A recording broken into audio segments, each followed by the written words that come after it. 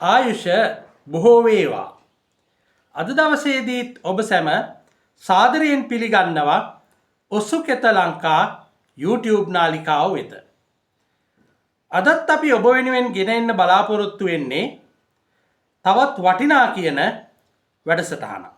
ඒ වගේම ග්‍රමේ නගරයේ දෙකේම තිබෙන රෝගී තත්ත්වයක් තමයි මේ දියමැටියෝ කෑම. ඉතින් මෙන්න මේ දියමැටියෝ කෑම කියන රෝගී තත්ත්වය උදෙසා මේ කියන්නේ පාදවල ඒ වගේම සමහරුන්ගේ අත්වලත් වෙනවා මේ දියමැටියෝ කෑම කියන රෝගී තත්ත්වය උදෙසා එය සුවපත් කර ගැනීමට හැකි ප්‍රත්‍යක්ෂ දේශීය ඖෂධ ප්‍රතිකාරයක් පිළිබඳව කිසිම ගුරු මුස්තියකින් තොරව අදත් ඔබ වෙනුවෙන් ගෙන එන්න බලාපොරොත්තු වෙනවා. එහෙමනම් ආරාධනා කරනවා ඔසුකෙත ලංකා YouTube නාලිකාව subscribe කරලා අපිත් එක්ක එකතු වෙන්න නිරෝගී සම්පන්න පරපුරක් රටට ලෝකයට දායාද කිරීම වෙනුවෙන්.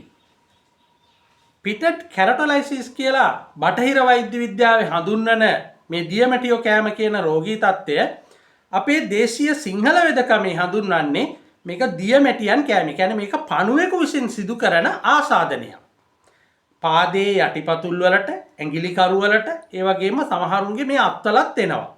අත්වල මේ අල්ලට, ඒ වගේම මේ ඇඟිලි කරු වලටත් මේ තත්ත්වය එන්න පුළුවන්. මෙන්න මේ දියමැටියෝ කෑමේ කියන රෝගී තත්ත්වය තමයි අපි අද දවසේ ඔබට කියලා දෙන්නේ.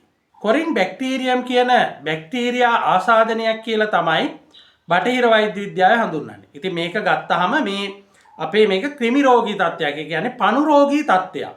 පණුවෙක් විසින් ආසාදනය කරනු ලබන රෝගී තත්ත්වයක්. ඉතින් මෙන්න මේ ආසාදන තත්ත්වය ඇතිවීමට හේතු මොනවද කියලා අපි බලමු. සිංහල වෙදකමට අනුව මේ දියමැටියෝ කෑමේ කියන රෝගී තත්ත්වය ඇති වෙන්න බලපාන හේතු වශයෙන් අපිට ගන්න පුළුවන් ශරීර අභ්‍යන්තරයේ ඇතිවන වාතය පිත කප කියන ත්‍රිදෝෂයන්ගේ යම් යම් අඩුපාඩුකම්. ඒ කියන්නේ ත්‍රිදෝෂයන් කිපීමේ යම් හේතුත් මේ වෙනුවෙන් බලපාන්න පුළුවන්. ඒ වගේම තමයි මෙතෙන්දී තේජෝ ධාතුව. ශරීරයේ තියෙන විශේෂිතම වූ ධාතුවක් තමයි තේජෝ ධාතුව. මේ තේජෝ ධාතුවේ තියෙනා වූ විෂමතාවයන් මේ රෝගී තත්ත්වය ඇතිවීමට බලපාන්න පුළුවන්.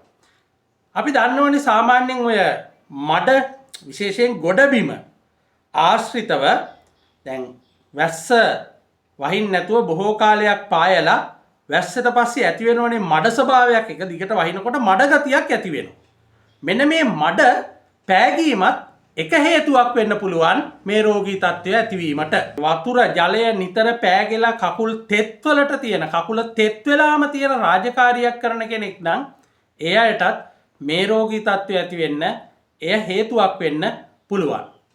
දෑත්වලට පාදවලට අධික ලෙස දාඩිය දාන කෙනෙක් නම්, එහෙම නැත්නම් දාඩිය දාන ක්‍රියාවක ඔබ නිරන්තරයෙන් නිරත වෙනවා නම් මේ රෝගී තත්ත්වය ඇති වෙන්න බලපාන්න පුළුවන්. මොකද මේක ක්‍රිමි රෝගී තත්ත්වයක්, ව්‍යාප්ත වෙන පණු රෝගී තත්ත්වයක්, බටහිර විද්‍යාත්මකව බැක්ටීරියා තත්ත්වයක්. ඒ වගේම තමයි සාමාන්‍යයෙන් අර බොහෝ අයට පුරුද්දක් තියෙනවා නිතර දෙපා සෝදන ගතියක්. ඒ කියන්නේ නිතරම දෙපා සෝදන්න ඕන.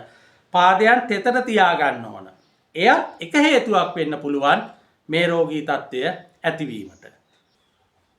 ඇත්තටම මේ දියමැටියෝ කෑමේ කියන රෝගී තත්ත්වය බය විය යුතු, එහෙම නැත්නම් ලොකු ආසාදනයක් නැතිවෙන රෝගී තත්ත්වයක් නෙවෙයි. මේක අර දැක්කහම පොඩි බයක් ඇති වෙනවා. මොකද හේතුව පාදයේ යටිපතුලේ අර විලුඹ නිකන් කොස් කට්ට වගේ නිකන් අර තැනින් තැන පණුව කාපු ස්වභාවයක් දකින්න ලැබෙන නිසා. එහෙත් එය බිය විය යුතු තත්ත්වයක් නන් නෙමෙයි.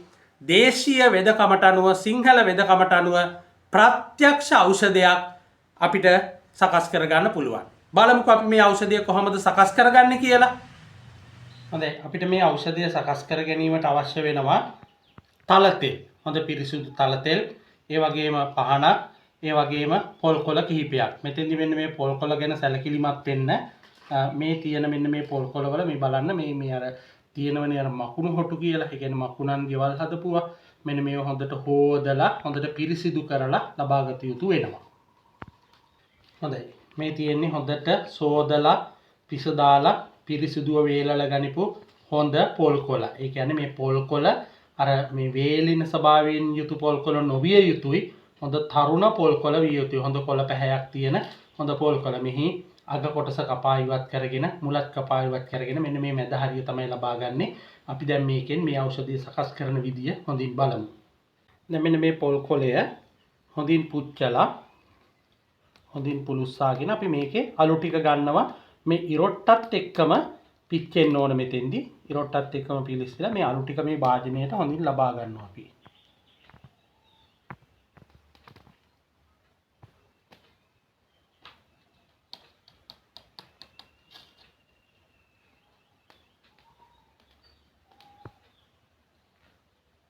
මේ ආකාරයට පොල් කොළ කීපයක් හොඳින් පුලුස්සලා හොඳ අලු ප්‍රමාණයක් ලබා ගන්න ඕන මේ පොල් කොළ වල අලු.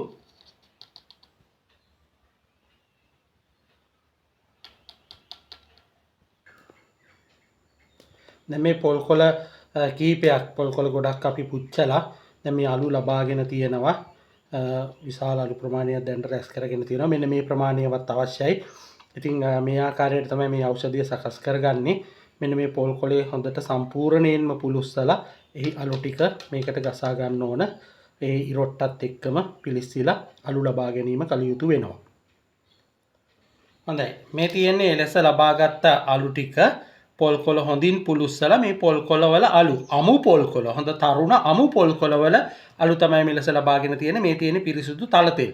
ඉතින් සාමාන්‍යයෙන් ගැමි විවහාරයේ නම් ගැමියන් මේ බෙහෙත සකස් කරගන්නවා අපේ ගැමි ජනතාව. එතෙන්දි ගැමියෝ ගොඩක් දෙනෙක් ලබා ගන්නේ පොල් තෙල්. හැබැයි සිංහල වෛද්‍ය විද්‍යාවට අනුව සිංහල වෙදකමට අනුව නිවැරදිම දේ තමයි පිරිසුදු තල තෙල් තමයි මෙතෙන්දි ලබාගත යුතු වන්නේ. අපි දැන් හොඳට මේ ටික මේ තල තෙල් එක්ක මිශ්‍ර කරගන්නවා. තල තෙල් ටිකක් මේකට දාලා හොඳින් අපි තල තෙල් එක්ක මේ අලු ටික හොඳින් මිශ්‍ර කර ගැනීමක් කරනවා. මේ ඔබට පේනවා හොඳට තලපේ වගේ මිශ්‍ර කර ගැනීමක් කරනවා.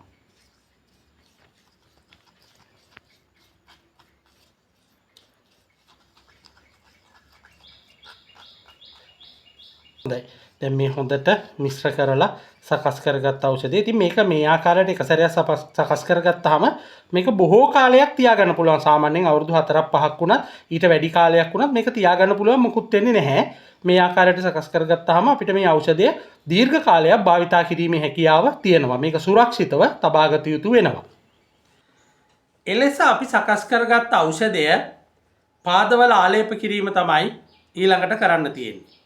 දැන් මෙන්න මේ බෙහෙත බොහෝ දෙනෙක් මම කියවනේ ප්‍රතිකාරය ඒ ඖෂධය හදනකොට මේ සමහර අය මෙතෙන්දි පොල් තෙල් භාවිතා කරනවා කියලා. ඒකේ වරදක් නැහැ. නමුත් උසස් ගුණයක් ලැබෙන්න ඉක්මනින් රෝගය සුවපත් වෙන්න මෙතෙන්දි විශේෂයෙන් වෙදකමේදී ගන්නේ තල තෙල්. එතකොට යම් අවස්ථාවකදී මට මතකයි මේක ටිකක් උත්සන්න වුණු රෝගියෙක් අපි කුඩා කාලයේදී අපිට මතකයක් තියෙනවා මේ ප්‍රතිකාරය ගෙදරදි සකස් කරගෙන කරා ඔහු භාවිතා කරේ පොල් තෙල්. නමුත් අඩුුන්නේ නැහැ. ඊට පස්සේ වෛද්‍යවරයා ගාවට ගියාට පස්සේ වෛද්‍යවරයා දුන්න මෙන්න මේක හදලා ගිහිල්ලා මේක වෛද්‍යවරයා හදලා දුන්නා මේක ගාලා බලන්න කියලා. එතකොට රෝගේ ඉතා ඉක්මනින් සුවපත් වෙන තත්ත්වයක් ආවා. ඒකට හේතුව තමයි වෛද්‍යවරයා වෙද මහත්තයා භාවිතා කරන්නේ තල තෙල්. ඒ වගේම තමයි වෙද මහත්තයා මේකේ ප්‍රමිතියට තල තෙල් මිශ්‍ර කිරීම කරන්නේ අර හොඳට පොල් කොළ ටික පුලුස්සලා ඒකට වැඩිපුර තල තෙල් ප්‍රමාණයක් මිශ්‍ර කරනවා. නමුත් අපේ ගැමියෝ මේක සකස් කරගන්නකොට බොහොම චූටි පොල් තෙල් ප්‍රමාණයක් මිශ්‍ර කරලා තමයි ගන්නෙ. එහෙම නෑ. හොඳින් තල තෙල් ටිකක් මිශ්‍ර කරගන්න අර තලපය දියාරු ස්වභාවයෙන් එන්න. අන්න ඒ ලෙස සකස් කරගත්ත මේ ඖෂධය බොහෝ කාලයක් තබාගෙන දෙපා වල ආලේප කරන්න පුළුවන්. මේක දෙපා වල ආලේප කිරීමේදී විශේෂයෙන් දෙපා හොඳින් පිරිසිදු කරන්න. දැන් රෝගය සාමාන්‍ය මට්ටමක තියෙනම් දෙපා හොඳින් පිරිසිදු කරලා තෙත පොඩ්ඩක්වත් නැති වෙන්න හොඳින් පිහ දාන්න. පිස දාන්න. පිස දාලා ඉවර වෙලා මේක ආලේප කරලා පාදයේ බොහෝ වේලාවක් තබන්න. රාත්‍රියට ඔබට පුළුවන්කම තිබෙනවා නම් නිින්දට යනකොට මේක ආලේප කරගෙන නිින්දට යන්න උදේ වෙනකම් මේක තියෙන්න දෙන්න ගෑවෙන්නේ නැති වෙන්න කෙසෙල් කොලයක් වගේ දෙයක් පාදවලට තියලා ඒ පාද කෙසෙල් කොලේ උඩ තබාගෙන නිදිය ගන්න. රෙද්දක් පෙරවීමෙන් පාදවලට රෙදි පෙරවීමෙන් වැළකීලා නිදිය ගන්න. දවස් කීපයක් මෙලෙස සිද්ධ කරන්න. අනිවාර්යයෙන්ම මේ රෝගී තත්ත්වය ඔබට සුවපත් කර ගැනීමේ හැකියාව මෙන්න මේ ඖෂධයෙන් කරගන්න පුළුවන්. වැඩිපුර පාදවල ව්‍යාප්ත ස්වභාවයක් පෙන්눔 කරනවා නම් මේ ප්‍රතිකාරය මේ අපි හදාගත්ත පොල්කොළ තලතෙල් මිශ්‍රණය කියන්නේ පොල්කොළ පුච්චලා තලතෙල් මිශ්‍ර කරලා හදාගත්තේ ලේපය ආලේප කිරීමට ප්‍රථමයෙන් නෙල්ලි තඹපු වතුරෙන් පාද හොඳින් සෝදනය කරන්න පුළුවන් නම් ඒ ඊටමත් වටිනවා. ඒ වගේම තමයි අපි කවුරුත් දන්නවා නිදිකුම්බ. මෙන්න මේ නිදිකුම්බ ටිකක් හොඳින් තඹලා ඒ නිදිකුම්බ තඹපු වතුරේ රස්නේ තියෙද්දිම පාද දෙක ටික වේලාවක් විනාඩි 5ක් 10ක් වගේ කාලයක් පාද දෙකේ වතුරේ බහාගෙන ඉඳලා නැවත හොඳට එළියට අරගෙන පොඩි වේලාවක් තියලා හොඳින් පිස දාන්න තෙත පොඩ්ඩක්වත් නැති වෙන්න. එහෙම පිස දාලා මේ බෙහෙත් එක ආලේප කරන්න පුළුවන් නම් තවත් වටිනා කියන ගුණයක් ඔබට ලබා ගන්න පුළුවන්. ඉතා ඉක්මනින් රෝගය සුවපත් කර ගැනීමේ හැකියාව තිබෙනවා. ඒ වගේම තමයි නැවත බොහෝ කාලයකට රෝගය වැළඳෙන්නේ නැතුව ප්‍රතිශක්තිය පාදවල ප්‍රතිශක්තිය ගොඩනගා ගැනීමේ හැකියාවත් ඇති වෙනවා. සිංහල වෙදකමේදී භාවිතා කරන මේ ඖෂධ ප්‍රතිකාරය ඔබ වෙත ගෙනාව කිසිම ගුරු මුස්තියකින් තොරව. අපේ අනාගත පරපුරේ යහපත උදෙසා. මොකද නැති වෙලා යන සිංහල වෙදකම අපේ අරමුණ තමයි සමාජගත කිරීම. ගැමියන් අතර තිබුණු සිංහල වෙදකම අද වන විට වේගයෙන් නැති වෙලා යනවා. එදා රොබර්ට් නොක්ස් ලෙනාඩ් වුල්ෆ් කියන ලේඛකයන් සඳහන් කරා අපේ හැම අම්ම කෙනෙක්ම වෛද්‍යවරියක් කියලා. හැම ගෘහණියක්ම වෛද්‍යවරියක්. ඒ අය මේ ප්‍රතිකාර ක්‍රම පිළිබඳව දැනගෙන හිටිය දැනුම තිබුණා. මේ දැනුම අනාගතයට ගෙන යන්න අනාගතයේ අපේ දරුවන් මේ පිළිබඳව පරීක්ෂණ කරලා මේ දැනුම ලෝකෙට ගෙනහිල්ලා මානව වර්ගයා වෙනුවෙන් විශාල සේවයක් කරાવી.